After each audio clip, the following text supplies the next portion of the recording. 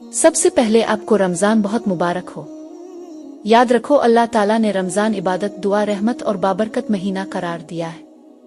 ये महीना हमारे लिए एक अहम मोड़ है जहां हम अपनी जिंदगियों में तब्दीली ला सकते हैं। वहीं हम इस महीने में अल्लाह की रहमत हासिल कर सकते हैं और दुआओं की कबूलियत के जरिए मोजिज़ात देख सकते हैं। कुरान और हदीस के मुताबिक रमजान में दुआ की कबूलियत और मोजिज़ात के ज़ुहूर के हवाले से अहम जिक्र किया गया है।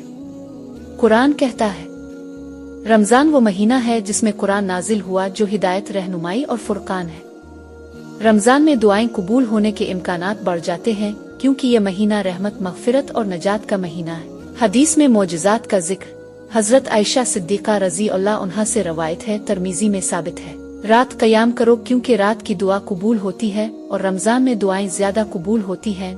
कुरान में अल्लाह ताला फरमाते हैं, तुम्हारा रब फरमाता है कि तुम मुझे दुआ करो, मैं तुम्हारी दुआ कबूल करूंगा। हदीस में आता है, बुखारी मुस्लिम की रवायत है, जब रमजान आता है तो आसमान के दरवाजे खोल दिए जाते हैं, जन्नत के दरवाजे खोल दिए जाते हैं और जहन्नम के दरवाजे बंद कर दिए जाते हैं।